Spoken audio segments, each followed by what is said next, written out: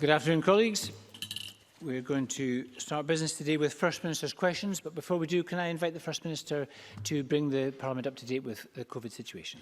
Many thanks, Presiding Officer. I'll give a very short update on today's statistics. The total number of positive cases reported yesterday was 1,212. That is 6.1% of all tests reported yesterday, and the total number of cases now stands at 77,660.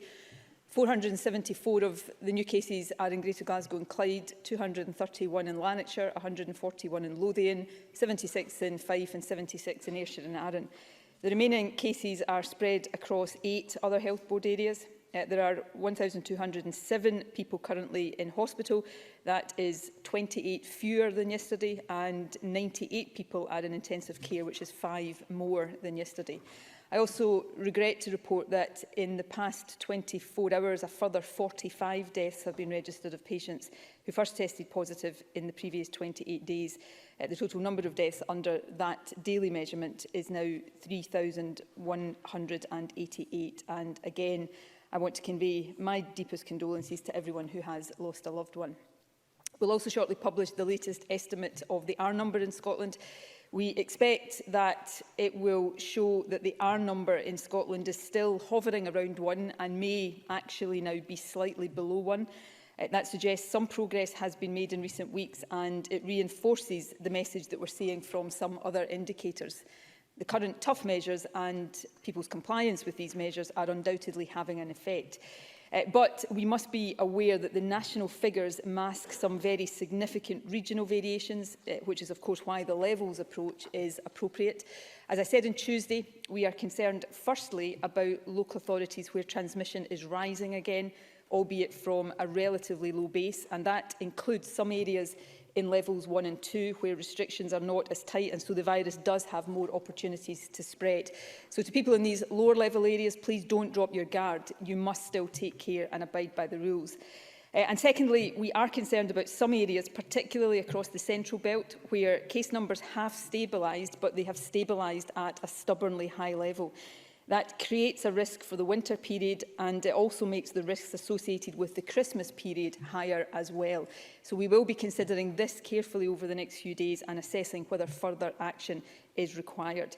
In the meantime, we can all play a part in trying to avoid the need for further restrictions by sticking with the rules. So I'll finish with a reminder of what those are. And of course, anyone in any doubt about the rules that apply in their own area can go onto the Scottish Government website and use the postcode checker. People in level 3 areas, and let me remind you that from tomorrow that will include people in Fife, Angus and Perth and Kinross, should not travel outside their own local authority area unless it is essential. People in other parts of Scotland shouldn't travel into level 3 areas unless essential, and please try to avoid travel outside of Scotland as well, either to other parts of the UK or overseas. With the exception from tomorrow of people in Orkney, Shetland and the Western Isles, none of us should be visiting each other's homes except for essential purposes. And of course, when we do meet people from other households outdoors or in indoor public places, it should be with a maximum of 6 people from no more than 2 households. And finally, I would ask everybody to remember the facts advice. Wear face coverings, avoid crowded places, clean hands and hard surfaces, keep 2 metres distance from people in other households, and self-isolate and get tested immediately if you have any symptoms of COVID. My thanks again to everyone who is continuing to stick with these rules. Thank you very much, First Minister. We're going to turn to questions in a second. Just to urge all members who wish to ask a supplementary today, as usual, I'll take all the supplementaries after the last question, which is question 7, but I would encourage you all to press your button as soon as possible. Question number 1, Ruth Davidson. Thank you, Presiding Officer. The public need to have confidence in the Test and Protect system. It is the most effective tool that we have until a vaccine arrives, and we all want it to succeed. But serious questions have been asked this week, and the public deserves to hear honest and upfront answers. We have learned that the figures showing the number of people contacted by the system was wrong. And we also learned from the Health Secretary yesterday that the First Minister was told that they were wrong a week ago, and yet the findings were quietly buried in the revision to a Public Health Scotland paper and only came to light thanks to journalists digging. The First Minister has made much of the need for transparency and accountability in this crisis. Does she feel that in this instance that standard has been met? First Minister. Public Health Scotland issued a correction and made that available on the website, but I do agree with the need for openness and transparency. I also agree very much that it is important that we maintain public confidence in Test and Protect, and public confidence in Test and Protect is absolutely merited. I want to maybe just take a moment to explain to people what the coding error actually was and what the implications of that have been.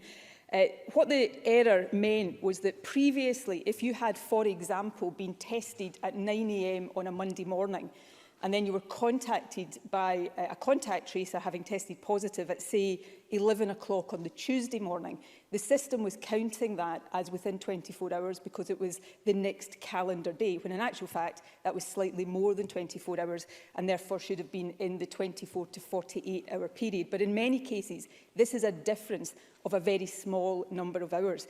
That said, it shouldn't have happened, but it was an issue of how information was presented, and that has now been corrected, and the revised data, of course, is available on the website. But the most important thing, I think, in terms of public confidence is that Test and Protect is operating to a very high standard. It is exceeding by a large margin the World Health Organization standard. And that standard is, and I'm quoting, at least 80% of new cases should have their close contacts traced and in quarantine within 72 hours of case confirmation. So at least 80%. The most recent figures for Test and Protect is that they are achieving 95.8% within 72 hours. They're actually achieving 88.7% within 48 hours, exceeding the WHO standard for 72 hours within 48 hours. So where there are issues, we address those issues, but let's none of us forget the fact that people working in Test and Protect are doing a very good job. If you compare the performance of Test and Protect to Test and Trace in England, for example, it is performing to a high standard in its own terms, but also to a relatively high standard, and the Government will continue to support it to do so. Ruth Davidson. I think that if the First Minister had wanted to bring people with her on this, she should have proactively fronted it up at one of her daily press conferences, because people accept that mistakes will be made, but they also expect that their government will hold their hands up. Now, let's be clear, it is good news that we are currently exceeding the WHO targets, thanks to the efforts of frontline staff. But I think it's wrong of the First Minister not to acknowledge that for 8 consecutive weeks at the start of the COVID second wave, we were not meeting those targets.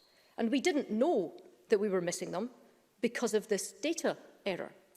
Now, the First Minister is right that the WHO says to be effective, we had a contact rate of over 80% in 72 hours. The week of the 10th of October, when we were counting a contact as a physical conversation, we missed that target by a mile, recording under 70% of contacts traced. So can I ask, is that why on the 10th of October, the Scottish Government moved to change what constituted a contact as a simple text on its own? First Minister. No, I wasn't aware of the coding error at that stage, and Public Health Scotland wasn't aware of the coding error. Let me just repeat, and I think it is important for the public to understand, nobody, including me, is saying that it is not important that that coding error happened. It is, and it's been rectified, but it is also important that we don't overstate the consequences or implications of that. In many cases, this was still people who were contacted the next day, but the time the next day that they were contacted would have taken them perhaps a few hours over the 24-hour period. So let's understand the context for that. On the issue about people being texted, I think it's really important to understand how the system works. So if you take index cases, all index cases, that's people who test positive, are telephoned by Test and Protect, and it makes repeated attempts to reach people. If it doesn't do that the first time, there's a small percentage, about 6% of index cases that Test and Protect have not managed to contact. That's not a failure of Test and Protect, that's people, frankly, who are not answering their phone to Test and Protect, and we've all got a personal responsibility here. But all index cases are contacted by telephone. On average, these calls last an hour, and the information that Test and Protect gets is invaluable. For people identified as close contacts, there is a mix of SMS, text messages and telephone calls. Sometimes SMS messages are used for speed of contact, but around 40% of close contacts are actually telephoned. Now, that is actually different, as I understand it, to the position elsewhere in the UK. In England, all close contacts are only texted or emailed, not telephoned. So the system in Scotland, of course, where there are issues, we must make sure those issues are addressed. But the system in Scotland is working well. Ruth Davidson's right to put that down to the hard work of people on the front line, as I always do. And while I hope people know by now, I am probably the last person to be complacent about any of this. That will perhaps be one of the reasons why right now, although we have big challenges with COVID, prevalence and incidence of the virus is a bit lower in Scotland than it is in other parts of the UK. So I have confidence in this system, and I think people across Scotland should have confidence in this system as well. Ruth Davidson. So I think we need to clarify some of the conflicting information this chamber is being given. 3 weeks ago, a Scottish Government spokesman was quoted as saying, from Saturday the 10th of October, Public Health Scotland temporarily moved to a system of contacting all contacts of those who tested positive via text message. Nicola Sturgeon seems to be suggesting that this is either wrong or it's out of date. Last night, when questioned, the Health Secretary was robust in saying we do not just send SMS messages, we phone contacts of index cases up to 3 times until we find them. But it turns out the most recent Public Health Scotland COVID report, which was only released yesterday, said over the past few weeks, contact tracing of contacts has primarily focused on SMS messages. Once the SMS message has been delivered, the contact will be marked as complete. And finally, it says, where an SMS message is sent, contacts will be considered successfully contacted. Therefore, a text is completion. So can the First Minister tell us, because we really need to know this and it can't both be true, which one is right? Is it Jean Freeman or is it the report? First Minister. Let me go through the information very clearly again, and let me be very clear in distinguishing between index cases, people who have been tested positive, and close contacts of those people. Firstly, for index cases, an individual is phoned and texted, if necessary, 3 times in 24 hours so that Test and Protect can make sure that they are aware of their positive test result. But all index cases have a phone call with the contact tracing service. And as I said, on average, that's a phone call that will last around an hour so that all of the information about close contacts can be given. So that is the position with index cases. With close contacts, it is a slightly different position. There was a period where that was largely being done by SMS text, but now, and as of last week, the figures show that Test and Protect phoned approximately 40% of contacts. We would actually expect the percentage of close contacts being phoned rather than just texted to continue to increase. But some, yes, are contacted by text. If they need to, they are then able to phone back a contact tracer. Now, as I said, as I understand it, and I'm only going on my understanding here, that is a different position to how some other systems work, where close contacts, not index cases, but close contacts, are all simply texted or emailed. So that's how the system in Scotland works. And we continue, as we go through this pandemic, as we continue to try to learn lessons and address where things happen that shouldn't happen or where mistakes are made, to build the resilience of this system. And it is working well. And I think people in Scotland should have confidence in it. And why is it important that people in Scotland have confidence in it? Because it is really important that they trust it and make sure that they use the service when they have symptoms or when they test positive. Ruth Davidson. Again, I think we need this clarification, because what the First Minister has just said is not what the Health Secretary said in this chamber last night. Let me read it back precisely. We do not just send SMS messages. We phone contacts of index cases up to 3 times until we find them. And perhaps the Health Secretary could be invited back to correct the record. Now, I do wonder how, after 8 weeks of missing WHO targets by a mile, we moved to simple text messages and suddenly we're hitting the target again. The reason that this is so important is because this data directly impacts the decisions we make. Jean Freeman tried to say that it didn't last night. She said, I can confirm that none of the earlier or revised information, which members are welcome to look at, would have made any difference to the decision that we have taken. But on the 2nd of September, the First Minister told the Chamber that the data we now get from Test and Protect allows us to be much more targeted in the measures that we take. So one says it makes no difference to the decisions, and the other says it directs the decisions. And accurate data is essential here. That's the First Minister's view, and I agree with her. And rather than the hostile defensiveness that we've seen, particularly from the Health Minister, in response to fair and reasonable questions, I think it would be better to front up to the problems that we're facing. Now, the Health Secretary was asked yesterday how many more people have been infected as a result of this error? And the answer to that is that we simply don't know. And isn't that the problem here, First Minister? First Minister. The reason why I set out what the error was to give people assurance that this is not something that has meant large numbers of people have gone missed or undetected for large, long periods of time. This is about, let me repeat the example I gave. If you got tested on a Monday morning, say at 9 o'clock, and you were contacted maybe, say, lunchtime on the Tuesday, because that's the next calendar day, the coding error was that was being counted as within 24 hours, but it's slightly over 24 hours, but it is a small number of hours. That shouldn't have happened. Nobody, I'm not being defensive, that should not have happened. But it did happen and it's been rectified, and it doesn't change the fact that Test and Protect is operating to a very high standard. You know, figures have just been released in England for Test and Trace this morning, and you know, I know that system is working hard and huge efforts are being put in to improve that, but you can compare and contrast the figures and the performance of Test and Protect with that and see that it is working to a high standard. Now, on the other points, when I talked about the data from Test and Protect being important to target action, that is correct. That is the Test and Protect data that we get, that contact tracers get from positive cases about where they've been, and therefore that allows us to draw conclusions about the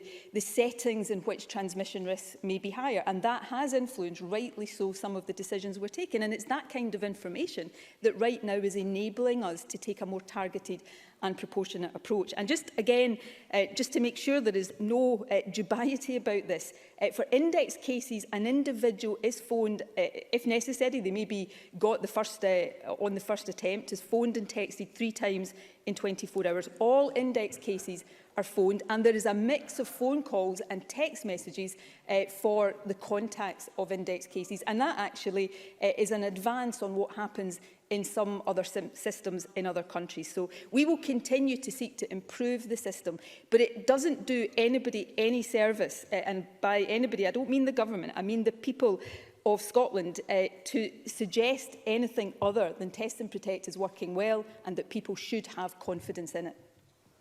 Question number 2, Richard Leonard. Thank you, Presiding Officer. Last night, the Cabinet Secretary for Health told Parliament that what undermines confidence in the Test and Protect system was misrepresentation. Since September, the First Minister has told Parliament on at least 10 occasions that Test and Protect is excellent, it's working well. Isn't that a misrepresentation? No, if Richard Leonard is saying I've done it on 10 occasions, I'm about to do it on an 11th occasion. Test and Protect is working well. It is doing a good job, and I think it is a disservice to those working in that system to suggest otherwise. The coding error that is rightly been raised, and we're answering questions about that rightly and properly, I have set out what that is.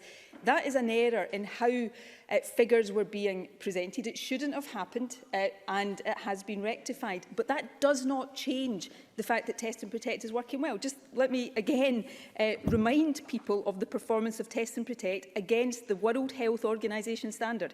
80% of new cases should have their contacts traced and quarantined within 72 hours. The most recent figures, 95.8. It was over 90% the week before as well. So Test and Protect is working well, and people should continue to have confidence in it, because it is vital to our overall approach to COVID that people do have confidence in it. Richard Leonard. Thank you. But the data shows that in 8 weeks, over August to October, you failed to meet that WHO standard. And the sage advice is that to make a significant impact on the R number, the delay should not be greater than 48 hours. Look, we're agreed that an effective tracing system is key to containing the virus. We're agreed that it is in all of our interests for the government to succeed. But that's why it's so worrying to see the system struggling so much. While the First Minister was standing in Parliament saying in recent weeks, as she said again today, that the system was working well, 1/3 of contacts were not being traced within 72 hours.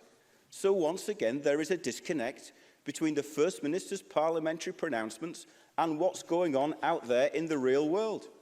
And it's not just the tracing of contacts that is taking too long.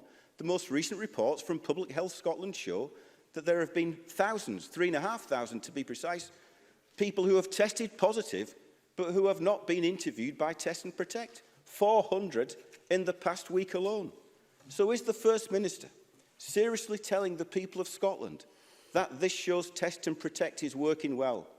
Isn't it showing us that it's desperately short of resources and that the government needs to get a grip? First Minister. I think Test and Protect is working well. I am not complacent at all. There was an error made in how the figures were presented. That's been rectified. Yes, we have had to build up the resilience of Test and Protect, and the figures that it is now achieving, the performance that it is now achieving, is by the gold WHO standard exceptionally good. Can I, in all seriousness, take on the 3,500 point? Because, of course, that is a concern, but it is simply and factually wrong to describe that as a failure of Test and Protect or somehow down to lack of resources. What that number is, and that's about 6% of the total number of people that have had to be contacted. Index cases, I think that figure is a percentage of over the whole period Test and Protect has been operational. Those are people who, despite the best efforts of Test and Protect, don't answer their phones and don't reply to the text messages. Now, all of us have a personal responsibility. You cannot blame Test and Protect if people are not answering their phone to Test and Protect. So let's all of us encourage the tiny minority that might be in that category to not do that and to make sure that they are answering their phone to Test and Protect. And people across the chamber might not like that reality, but that's what that figure relates to. That is not Test and Protect failing to try to contact people. That is them not successfully managing to contact people because the contacts are not answered. Richard Leonard. Well, the 3,500 people who tested positive were those who could not be reached, and that's a serious source of the transmission of the virus. The 9,252 people who were contacts who could not be reached, they are also potentially a serious cause of the transmission of the virus. So it's important that we get this as accurate and as properly resourced as possible. But it isn't just on Test and Protect where there is a disconnect between government rhetoric and reality. 1 month on from the introduction of new guidance on care home visiting, 90% of families contacted by Care Home Relatives Scotland have seen no improvement in visiting arrangements. In fact, many have seen arrangements getting worse. One relative said they feel constant stress and separation anxiety as mum becomes frail and is asking for me. I feel I'm letting her down. First Minister, this could be changed if care home visitors could get tested. After 9 months of isolation and separation, families are calling for our help to reunite them with their loved ones in care homes. They say, in their words, that they are running out of time and that they need to see change happen now. If rapid testing can be introduced for students, why can't the Scottish Government prioritise rapid testing for these desperate families? First Minister. We are prioritising it, and the Health Secretary will be setting out the timetable for that shortly. I'll come back to care home visiting in a second, but I don't want to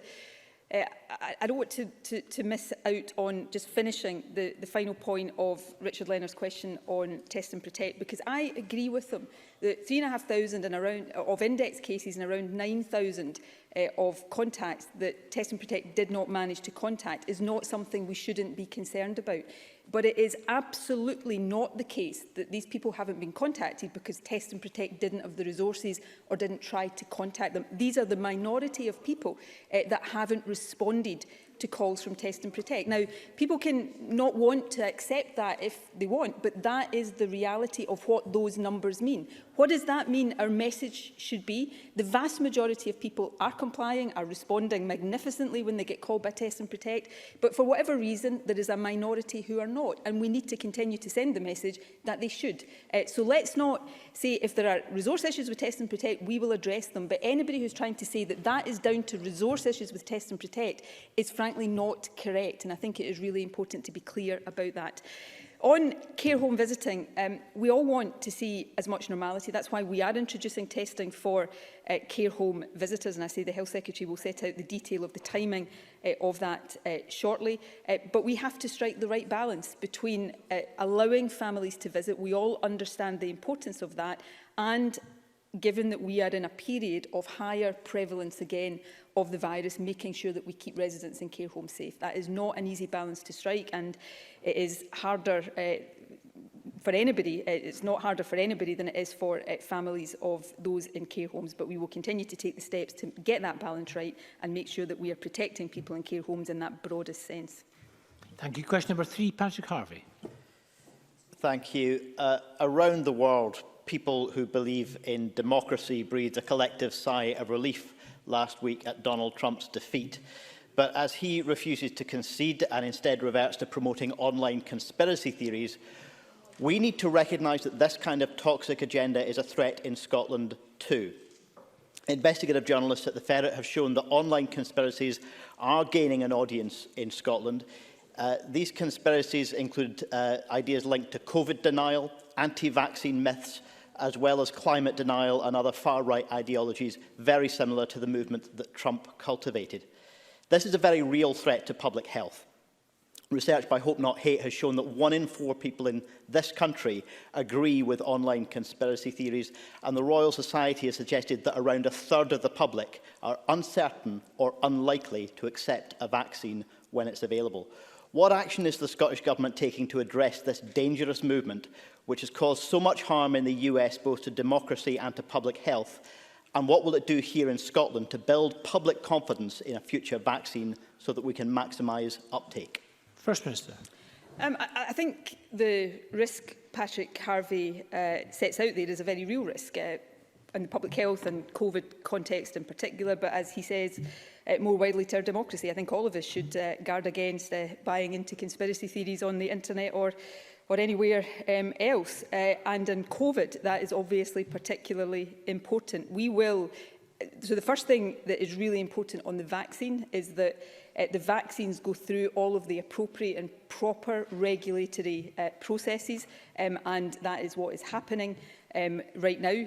And it is important that we're all very clear that when vaccines are given clearance to be used, then they are safe to use. And it's the Scottish Government will make sure all of the information about the vaccine is made available, and we take steps to address any concerns that people have. It is really important for all of us to be very clear when we are at the point, and I hope there's no guarantees yet about this, but I hope we may even be in a position before the end of this year, or certainly very early next year, to start vaccinating people against COVID, that the message is very clear. If you are in one of the eligible groups, then come forward for vaccination. You're protecting yourselves, but you are also helping to protect others. And politicians and Parliament as a whole will have a big part to play in that. Patrick Harvey. Thank you. I think we do all have a part to play in that. But as well as protecting Scotland from this particular threat, which Donald Trump helped to cultivate, we also need to protect Scotland's good name from association with the toxic Trump brand itself. The First Minister is well aware that there are serious and long-standing concerns about Trump's business activities, including US evidence at Congress citing patterns of buying and selling that we thought were suggestive of money laundering, and drawing particular attention to the golf courses in Scotland and Ireland. The cause for concern is still growing.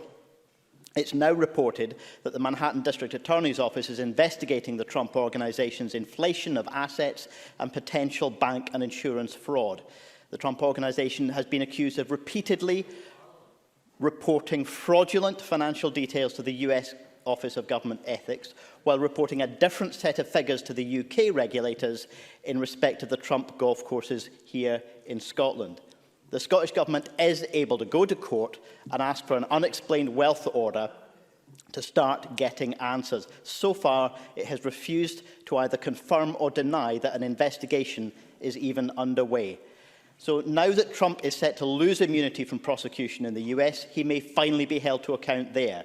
Isn't it time that he's also held to account here? Isn't it time for answers from the Trump Organisation and for the Scottish Government to go to court and seek those answers? First Minister. I think everybody is probably well aware about my views of the soon-to-be former President of the United States, and my views are probably no different to Patrick Harvey's and to many people's across Scotland. So the idea that I would somehow try to protect him from due accountability in Scotland, I don't think holds much water. In terms of unexplained wealth orders, Patrick Harvey and I have had these exchanges before in the Chamber. Decisions around that are not for ministers, they are for the Crown Office. And on matters like this, the Crown Office operates independently of Scottish ministers, and I think that is right and proper. So I'm sure if he feels that there's any further information that can be provided, the Lord Advocate will do that. But these are rightly and properly matters for the Crown Office, not for Scottish ministers. Thank you. Question number 4, Willie Rennie. This week marks 50,000 people who have lost their lives because of this virus. This must be a reminder to us all that the efforts of those in government taking decisions and those of us scrutinising, challenging and supporting their work have just not done enough. So let me ask this. I want to avoid a repeat of the PPE protective equipment problems from earlier this year. Last week, GPs were given new supplies. It was supposed to include aprons, but they were given white tint polythene bags instead. Holes had been cut out for heads and arms. GPs are annoyed about this. Why did it happen? First Minister. Can I say, first of all, the 50,000 mark that the UK as a whole met this week on deaths, and obviously we've reported quite a significant number of deaths in Scotland over the past couple of weeks. Of course, that should remind all of us of the severity of the challenge we have faced and continue to face. Can I say, as somebody in government taking these decisions every day, I don't need a reminder of that. These things are uppermost in my mind literally every minute of every day. That doesn't mean I always get things right, far from it, but everybody should be assured that trying to save lives, trying to minimise the health impact and trying to minimise the overall impact of COVID is the principal and primary and driving focus of this government each and every day. The issue about PPE, there was, so 2 points I would make to that. Well, before I make either of them, actually, let me say one of the most important responsibilities of government is to make sure that those in the front line of our health and care services have the PPE they need, and the government has taken a number of steps to make sure that is the case, and we will continue to make sure that our stocks are resilient and that the quality of PPE is as it should be. In this particular instance, there was a concern about, firstly, the labelling of these aprons as bin bags that had been reformulated. It has been confirmed that that was a mislabelling and not correct. These were PPE aprons. And also, in the second point, and the most important point, is that these aprons fully comply with all regulations and had passed rigorous quality assurance. But the third point, actually, there's a third point I want to make, which is perhaps more to GPs than to Willie Rennie. Any GP that wants to have a different style of apron to these ones, if for whatever reason they don't have confidence in them, can raise a replacement request through their local health board supplies team, and alternatives will be supplied. But all of the PPE we provide goes through rigorous checks, and I think people on the front line have a right to expect that. Willie Rennie. I thank the First Minister for that answer. But whatever the label, they do look like bin bags, and manufacturers believed they were bin bags, and they are not making GPs feel particularly valued at this time. The PPE hub told a GP that they were at the mercy of the PPE push from the government and that no others were available at that time. I think GPs will just want to know that these will be taken out of circulation and they'll have aprons in future. Yesterday, at last, the government agreed to test students, but the junior minister in charge refused to test students before their return to university after Christmas. That risks a repeat of the scenes in September when thousands of students were locked up in halls. Will the First Minister overrule her minister and confirm that these students will be tested when they return from home? First Minister. firstly, before I come on to testing, just on the PPE and aprons, I'm not sure there is an argument to take these out of circulation, but I will certainly ask that question of those who advise me. These were medical grade aprons that had been independently tested, and I think it's important to make that clear.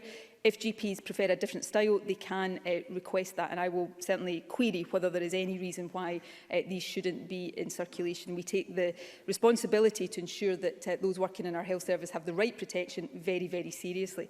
In terms of testing of students, we've put in place the arrangements for students who want to. Not all students will either want to or indeed in relation to care experience students be able to go home, because for some of them university is home. But those who are able to and want to go home for Christmas, we have put in place the arrangements, of which testing is a part but not the only part. We have not yet finalised the plans for the return of students, whether we will want to have the return in the same way as happened in October at all, and if that is the case, what role testing will play. So it's not that we have ruled anything out, it is that we are continuing to consult with students, with the sector, to get the right arrangements in place there. And you know, January, for a variety of reasons, the season, having had Christmas and of course potential issues with students, potentially is going to be a very challenging month in terms of COVID. So it is really important that we take all of the due precautions and think very carefully about before finalising plans, and that's what we are doing in terms of the return of students after Christmas, and we'll set out the detail of that as soon as possible. Thank you. Question number 5, Bob Doris. To ask the First Minister whether she will provide an update on the number of people who have applied for the Scottish Child Payment. First Minister. The Scottish Child Payment opened for applications on Monday. Initial management information indicates that by the end of Tuesday, over 28,000 applications had been received. This payment, of course, is intended to tackle child poverty, and of course, with the economic impact of the pandemic, meaning more households are reliant on benefits, we need to make sure it reaches all eligible families. The plans we have to promote the Scottish Child Payment have been set out publicly and include carrying out an extensive advertising campaign. We're also making information available through a number of routes, including midwife and health visitor packs, the baby box, and nursery and school enrolment packs. And I would encourage all parents and carers of the 194,000 children that could be eligible to make sure they apply for this new benefit. Bob Doris. I thank the First Minister for that answer. The Scottish Child Payment is the most ambitious anti-poverty measure currently being undertaken anywhere in the UK, and the First Minister's right, we must maximise the uptake. Presiding Officer, last week IPPR Scotland urged the UK Government to make a temporary increase in universal credit. That temporary increase should be permanent, and recommended to also remove the benefit cap and the 2-child limit. It described this as the most pernicious part of the UK-wide benefit system, which were wrong even in pre-pandemic context. This undermines our efforts to tackle child poverty, as well as just been plain wrong. Will the First Minister raise with the UK Government and ask them to match the Scottish Government's ambition to tackle child poverty? First Minister. Absolutely, we will. We have repeatedly called on the UK Government to scrap the needlessly punitive and, in my view, immoral 2-child limit and benefit cap. This week, a joint letter also went from the Welsh, Northern Irish and Scottish Governments to the Secretary of State for Work and Pensions, calling for the £20 uplift to universal credit to be made permanent. We know that harmful policies like these coming from Westminster have a disproportionate impact on single-parent households, and a recent Joseph Rowntree Foundation report found that withdrawing the £20 uplift will result in 700,000 more children across the UK being pushed into poverty, 700,000 more people, that includes 300,000 children. So I would hope on both of these issues the UK Government would do the right thing, so that we can all work together to ensure that we tackle child poverty and not make it worse. Thank you. Question number 6, Donald Cameron. To ask the First Minister what the Scottish Government's response is to Chest, Heart and Stroke Scotland's call for the introduction of a national support service for people with so-called long COVID. First Minister. We have already met with Chest, Heart and Stroke Scotland and are considering their proposal about support for people with ongoing COVID symptoms. The NHS is delivering care tailored to the individual needs of people experiencing long COVID across a range of specialisms. But of course, this is a developing area of clinical understanding and we need that greater understanding to drive our response in the future. We're taking action to understand the longer term effects of COVID, including investing in research and supporting SIGN and UK partners to develop a rapid clinical guideline that the intention is will be published before the end of this year. The guideline work and the deepening understanding of the impact of ongoing symptoms is required in order to configure our response and help the NHS tailor the holistic diagnosis and treatment that people need. Donald Cameron. I'm grateful to the First Minister for her response, but for many people that will not be enough. There are people across Scotland suffering from this debilitating condition and trying to live their lives as best they can, with a number of very harrowing accounts of long COVID appearing recently in the media. And I was contacted this morning by someone who wrote of her frustration at the lack of interventions and practical support for her symptoms. For her and thousands like her, will the First Minister commit today to meet with Chest, Heart and Stroke Scotland and people living with long COVID? And will her government urgently develop a much-needed national strategy to support treatment services, much like NHS England has done by investing in the development of long COVID clinics to offer specialist help? First Minister. As I said in my initial answer, Scottish Government officials have already met with Chest, Heart and Stroke Scotland, but I'm sure the Health Secretary would be happy to engage as well. I think the issue of long COVID is one of the most serious and profound implications of COVID, and I have cited it myself many times in the past as one of the reasons why younger people in particular should not be complacent about COVID. The fact is we need to understand it better. I've had long discussions with clinical advisors about this, and the fact is right now, if we're talking about trying to create specialist facilities, there is not yet enough understanding of what specialisms are required. So we are investing £5 million and I think more than 50 rapid research projects to try to quickly get a better understanding that then allows us to tailor the support that's needed. The NHS is currently already providing generalist support and care, but greater specialist care is undoubtedly going to be needed. There has been, I don't know exactly what the £10 million in England is being invested in, but just to put it in context, £10 million in a Scottish context would be £800,000. That's not going to get you very much in the way of specialist clinics. That's why we are investing significantly in the research that will then drive what I expect in time will be a significant investment into the creation of different types of care and specialist treatment. But we cannot provide treatment before clinicians have a sufficient understanding of what specialist treatment people with long COVID actually need. And I understand how debilitating this must be. I've read the accounts as well, and I want to assure people that we are doing as much work as we can, supporting experts and researchers and clinicians to understand this as quickly as possible so that we can improve services as soon as possible. Thank you. Question number 7, Mary Fee. To ask the First Minister what the Scottish Government is doing to support children's mental health throughout the pandemic and subsequent restrictions. First Minister. Well, this is a really important issue because we know that COVID measures have had an impact on children's mental health. Last week, we announced a further £15 million for local authorities to both respond to children and young people's mental health issues brought about by the pandemic and also to begin the rollout of long-term community mental health support across Scotland. Our Mental Health Transition and Recovery Plan outlines the Scottish Government's response to the pandemic and sets out a wide range of actions we will take, including continuing improvements to CAMHS services. From early on in the pandemic, we've provided enhanced digital resources on mental health and wellbeing via Young Scots website and social media.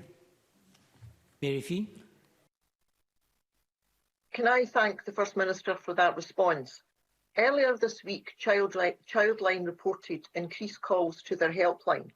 And in April, Young Scot reported that 77% of children and young people surveyed were concerned about their mental well-being. Dr. Justin Williams, who is Vice Chair of the CAMHS faculty at the Royal College of Psychiatrists, has recently said, "We have suffered from many years of neglect and disinterest in our services. We need real resources, not cosmetic change. Specialists mental health services need to be properly resourced, and the government claims they've been increasing resources in CAMHS for years, they have not. Does the First Minister agree with Dr Williams, and is she really confident that the small pockets of money offered are capable of delivering real and tangible change to young people's mental health? First Minister. So we have been increasing investment in mental health, but of course, whether it's Dr Williams or any other frontline clinician, if they don't feel that that is having the impact it needs to have, then of course we've got to address the reasons for that. I absolutely agree. Before the pandemic, we've had lots of exchanges in the chamber. There is need for greater investment in CAMHS, but there is also need for us to recast how services for young people are delivered. We absolutely need to make sure that specialist services are properly resourced, and we are committed to ensuring that we do that. But we also need to make sure that the burden on specialist services is not being increased because of the lack of early intervention and preventative services. And so we have been also trying to invest in and redesign that part of the service. That's why the community wellbeing service, counsellors in schools are so important. So all of that work was important before the pandemic. Given the impact on young people's mental health as a result of the pandemic, it becomes even more important. And that's why we are making increased investments, but we'll continue to support clinicians and others across the service to make sure that services are not just well resourced, but delivering in the way that helps young people the best. And let's not forget that behind all of this talk about money and redesign of services are young people who are suffering mental health impacts, and some of them suffering very severe mental health impacts. And I take very seriously, as the Health Secretary and the Government does, our responsibility to respond to that appropriately. Thank you. We're going to move to supplementary questions. The first from Angus MacDonald, to be followed by Alexander Stewart.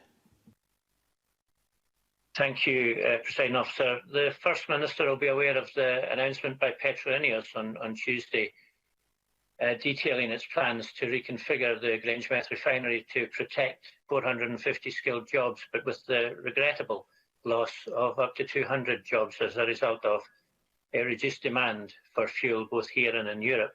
And of course, there's the added threat of the possible imposition of tariffs by the EU on UK manufactured fuel in the event of a no-deal Brexit. Now, I know that the PACE team have offered their assistance to Petroineos and their employees, as has Falkirk Council. However, with the speed of change in the European refinery sector worsening, the challenges are likely to continue. So can I ask the First Minister what the Scottish Government can do to ensure the Grangemouth refinery retains its crucial role as a critical industrial infrastructure, and when can we expect to see the formation of the Grangemouth Future Industry Board, as promised in the programme for government, well, the need for it is crucially important, as we can see from Tuesday's news. First Minister. Can I thank Angus MacDonald for that question, which is obviously of huge importance in his constituency. I very much share the concerns of those affected by this announcement and their families, and my thoughts are with them. We will do everything we possibly can to support those whose jobs are at risk. This decision, I am told, is a response to challenging market forces brought about in large by the pandemic, but it is also an attempt to reposition the refinery for the longer term. We are also working within the devolved powers that we have to support Scotland's industries to retain productive capacity and recover from the economic impact of COVID. Industrial change will continue as we get closer to 2045, obviously, and planning for net zero is a responsibility for both government and industry. And the programme for government includes extensive, tangible support to further a just transition. And finally, I can confirm that work to establish the Grangemouth Future Industry Board is underway already. Future-proofing this key industrial hub will help support a long-term sustainable future for Grangemouth, which is what everybody, I'm sure, in the local area wants to see. Thank you. Alexander Stewart, to be followed by Elaine Smith. Thank you, Presiding Officer. First Minister, Age Scotland is becoming increasingly alarmed by the number of elderly patients and their families who feel they are being pressured to sign Do Not Resuscitate forms. They are concerned that DRM's forms are being used as a tool to write off elderly patients due to their age, some who are otherwise healthy and living independently. So what is the First Minister's response to Age Scotland's calls for a parliamentary inquiry on DMRs? And will she commit to publishing data on the number of forms issued during 2020? First Minister. Can I say, firstly, it's obviously not for me to determine whether or not there are parliamentary inquiries into particular issues. That would be for appropriate committees. I will take away the point about data and see whether we are able to publish data. I don't know whether that is data we'll be able to publish, but I will look into that. And thirdly, just by way of introduction, I always take the concerns of Age Scotland seriously, given how respected an organisation they are in the field that they operate in. I've been very clear about this periodically when it's been raised throughout this pandemic. No older person, nobody, period, should ever be pressured to sign a do not resuscitate order. That should not happen. And in my personal experience, I have never spoken to a clinician who would say otherwise. What clinicians will say is that there needs to be, often with individuals, and all of us could find ourselves in this position in the future, very sensitive conversations about end-of-life care, and DNRs may form part of those discussions. But that should always be done very sensitively. It should always take account of the wishes of the individual concerned and their wider family. Nobody in any circumstances should be under pressure to sign a DNR. I couldn't be clearer about that. The government couldn't be clearer about that. And I think any decent clinicians, which all in my experience are, would be very clear about that as well. Thank you. Elaine Smith, to be followed by Maureen Watt. Thank you, Presiding Officer. The First Minister earlier mentioned Christmas, which is not only an important Christian feast, but also a national holiday celebration for people of all religions and none, and they want to make plans, particularly in central Scotland, where extreme measures have been in place for many weeks now. So can the First Minister tell us what progress has been made with the Four Nation talks on this, and what consultation is she having with other political parties and Civic Scotland to try to avoid a bleak and lonely Christmas? First Minister. Christmas is really important. It's important for all of us. It's not the only festival that's important. For the majority of us, even people who are not Christian, Christmas is important, and I absolutely recognise it. But right now is Diwali, for example. Many of our communities across the country have had these important celebrations disrupted because of COVID, and we've got to recognise that this has been an impact on many different faith groups as well. I had a Four Nations discussion yesterday evening about a couple of things, but the Christmas arrangements were one of them, and these haven't concluded yet, but they will continue. I was due to update party leaders shortly after that on matters COVID, and no doubt that would have come up, but due to a delayed vote in the Parliament last night, that discussion had to be postponed, unfortunately. But these are important matters. What is really important here is that we strike the right balance. Firstly, we've got to recognise that people want to spend time with their loved ones at Christmas. I am no different to everybody else in that respect. We also have to recognise that we have to give people confidence in any rules and restrictions that are in place and encourage maximum compliance. And that means recognising the reality of the Christmas period, and we all want to get to that position. But we also have to be sensible. We have to think, if people are going to be interacting more over Christmas, what are we advising people to do after Christmas, in January, for example, to minimise the risks? And we just have to make sure that for all of us, being able to enjoy Christmas a bit more is not going to lead to loss of life and illness in January or February that could otherwise have been avoided. I wish, probably on this more than on many other aspects, there was an easy answer. But there's not. But we need to try to get to a sensible position. That's what the Scottish Government is trying to do, and we are seeking to do that in partnership and in an aligned way with the other governments of the UK. Thank you. Maureen Watt, to be followed by Jeremy Balfour. Does the First Minister agree that the UK Government's Agriculture Bill, which has now received royal assent, woefully fails to deliver on the promises made to Scotland during the EU referendum, that EU funding would at least be matched and that there would be no powers grabbed from our Parliament that will impact on farming and food production? First Minister. Yes, I do agree with Maureen Watt. These promises have been broken right, left and centre, from assurances about food standards to assurances about funding in agriculture. As yet, we have not seen any of them materialise. And of course, we are now, just over a week away from what is supposed to be the deadline for a deal for the end of the transition period, and we don't know whether a deal is going to be done. What we do know is that even if it is done, it is likely to be a very basic deal that is bad for Scottish jobs in all sectors, and that includes agriculture. I don't understand, given that we are in the midst of a pandemic, why we have a UK government that is determined to press ahead and end the transition period at the end of this year, when it will put lots of Scottish and UK jobs at risk. It is, in my view, unforgivable. Jeremy Balfour, to be followed by Neil Bibby. Thank you, Presiding Officer. First Minister, I've been contacted by a number of constituents whose children are in nurseries and early learning centres. Under present guidelines, they are not able to sing indoors as a group. This is having an effect on their early education and, in some cases, their mental health. I wonder whether the government would look again at these guidelines to see whether there could be some form of group singing allowed in early learning centres so that children can continue to learn in a way that is best for them. First Minister. We will always look at guidance on an ongoing basis. None of us want any of these restrictions to be in place for a moment longer than they have to be, and we will look all the time at whether we can ease things as hopefully the prevalence of the infection falls, or as we learn more about the virus and some risks we thought were risks previously might be less of a concern now. The restriction that Jeremy Balfour has just outlined there is of course one that nobody wants to be in place, but it is drawn from some of the scientific evidence about the way the virus transmits, and it can transmit in particles, and when people are shouting over loud noise or singing, that can increase the risk of the virus spreading. We have to take account of that. If we are trying to limit and mitigate and minimise transmission, we have to take account of the areas and the activities where risk is greatest. And that is really difficult for everybody. I think all of this is most difficult for children right now, but we will not keep any of these restrictions in place for any longer than we consider to be absolutely necessary. Neil Bibby, to be followed by Annabel Ewing.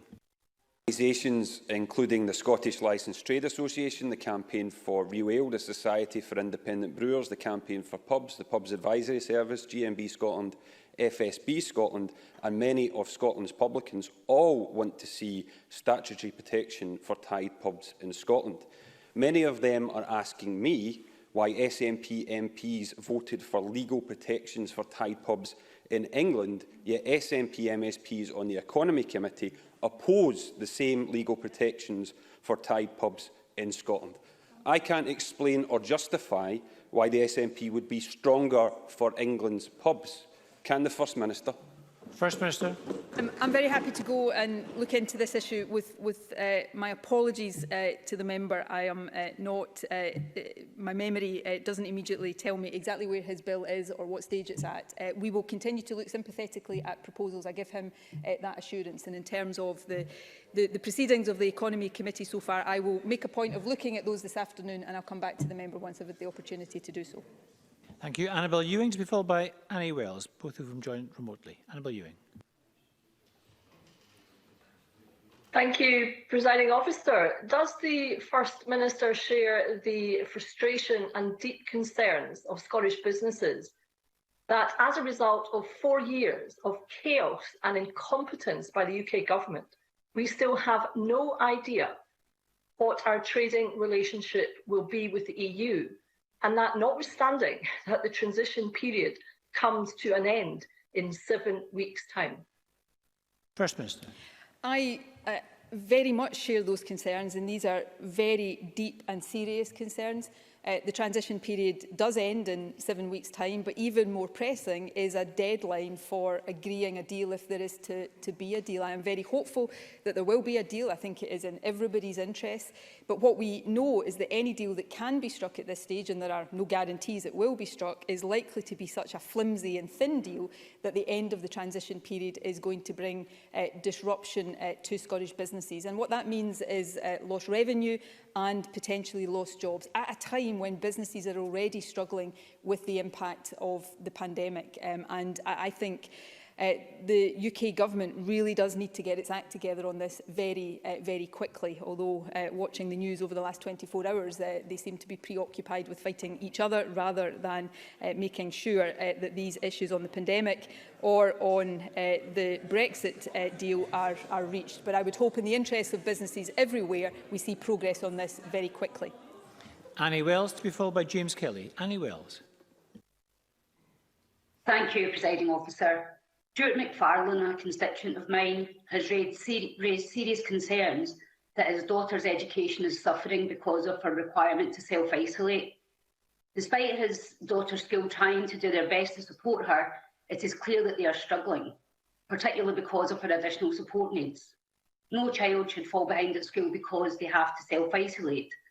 So can the First Minister explain why the education and additional support that my constituent's daughter deserves is not in place? And will she act to make sure schools have everything they need to support those self-isolating pupils? First Minister. Obviously, I'm not aware of the individual constituency case. I'd be very happy to look at the details of that if Annie Wells wants to send it to me, although obviously these are principally matters for local authorities as the statutory providers of school education. I think it is really important then when young people are having to self-isolate, and significant numbers of young people are. That is part of what we need to do to keep schools open generally for the majority of pupils. But schools are providing young people with physical resources where that's needed, learning materials, textbooks, digital devices. They're also providing live learning and teaching sessions. That's been done in a variety of different ways. But clearly we want to make sure that that is taking account of all of the different needs of different young people. And that is a responsibility I think local authorities have to continue, and I'm sure they do continue to take very seriously. But on the individual circumstances, I would be happy to consider that more if I have more details of it. James Kelly, to be followed by Stuart Stevenson. Thank you. Can I raise with the First Minister concerns about the disparity of community crisis grant payments administered under the Scottish Welfare Fund? Data from the Poverty and Inequality Commission shows that the average level of payments in Glasgow at £146 is the lowest in all council areas in Scotland. This is a particular concern given the levels of deprivation in certain areas in Glasgow and the number of vulnerable people relying on these payments. Does the First Minister therefore accept that Glasgow shouldn't be unfairly penalised, and will the Government take urgent steps to ensure that future payments from the Scottish Welfare Fund are carried out in an equal and fair manner? First Minister. I think the member would accept that I will always agree that Glasgow should not be unfairly penalised. I don't have any evidence that Glasgow in this respect is being unfairly penalised. The Welfare Fund, of course, is administered by local authorities. I will have a look at the particular issue that James Kelly raises. The Scottish Government has increased money going to the Scottish Welfare Fund because of the pandemic, and of course the Welfare Fund is now also administering the self-isolation payment scheme. But I'll look at the particular detail that's been raised, and if there's any more that I can add, when I've done so, I'll write to the member. Thank you. Stuart Stevenson, to be followed by Mark MacDonald. First Minister, the United Nations brings its climate change conference to Glasgow next year. Does it not undermine prospects for its success that Boris Johnson has appointed as his government's climate change champion a pro-fracking Tory MP who has campaigned against wind farms? First Minister, I think you've got the gist of that. Yeah, my apologies to Stuart Stevenson. He has frozen on the screen before me, but I did get the gist. I think the appointment of the climate change champion will have raised some eyebrows for the reasons that Stuart Stevenson sets out. I think consistent with our ambition to become net zero, I think would have to be opposition to fracking and, of course, support for wind power. And I think that is very important. Obviously, I want to wish anybody in that position well, and I want to see them succeed. And we look forward to working with the UK Government. But all of us, and I include the Scottish Government very much in this, as we get towards COP26 this time next year, all of us will have to be judged not just on our words about climate change, but on our actions. And Boris Johnson should remember that as well. And Mark MacDonald, to be followed by Mark Ruskell. Presiding Officer, this week 15,000 women across Scotland, including many of my constituents, discovered that letters inviting them for non-routine cervical screening and colposcopy treatments were not sent at the end of August as they should have been. This has caused a great deal of anxiety for these women because these are tests which are required as a result of these people being considered to be at greater risk of cervical cancer due to, for example, family history, or through previous smears which have indicated non-cancerous or abnormalities as a result. What assurances can the First Minister give that this sort of error will not happen again? What guarantees can she give that future delays will not result as a consequence of dealing with this backlog? And what assurances can she give to the constituents I represent and who many across the Chamber will represent, who are understandably extremely worried at the potential delay and the impact that could have in early detection and treatment? First Minister. I am aware of this issue and I agree it is a serious matter. I know National Services Scotland have already taken steps to understand the reason why it happened and to make sure it can't happen again, and also to communicate with women affected to reassure them about the hopefully no impact in terms of their care and treatment and screening, but also to answer any other questions they've got. I'll ask the Health Secretary to write to Mark MacDonald with more detail of exactly the steps NSS are taking so that he is able to reassure constituents. And given that this is something that will have affected some women in all parts of Scotland, I'll make sure that that letter is placed in Spice as well for the benefit of other MSPs. And Mark Ruskell. Thank you. Workers at BIFAB are desperate as they face another Christmas of uncertainty. But given that state aid rules only kick in at the point that a contract is signed, does the First Minister believe that a delay to the signing of contracts in relation to the NNG wind farm could take us into a different state aid regime, and one which could make it easier for the Scottish Government to offer a financial guarantee to the struggling firm? First Minister. I don't think that question can be answered definitively. Obviously, we don't know exactly what the state aid or the replacement for state aid is going to be. What I can say absolutely definitively is anything the Scottish Government can do within the legal and financial constraints we operate in to help secure the future of BIFAB, we will do, because we want to see BIFAB not just survive but flourish, and we will continue to work with the majority shareholder. The Scottish Government is the minority shareholder, so clearly has a financial interest as well as all the other interests we have in wanting to see BIFAB succeed, and we will also continue to liaise with the UK Government and others to make sure that no stone is left unturned in trying to secure the future of BIFAB. Thank you very much. And on that note, we need to end First Minister's questions. Point of order, Elaine Smith. Thanks very much, Presiding Officer. The First Minister said earlier that Jean Freeman will provide information soon on care home visitor testing. But we knew that because the Health Secretary has already been on Twitter announcing this. So will you be able to ensure that the Health Secretary shows respect to MSPs and the Parliament and announces the exact arrangements to this Parliament and not to the press or Twitter first? Thanks so much, Ms Smith. On announcements, I think I've made my views clear that any significant announcements should be made to the Parliament, and I'm sure they will be in due course.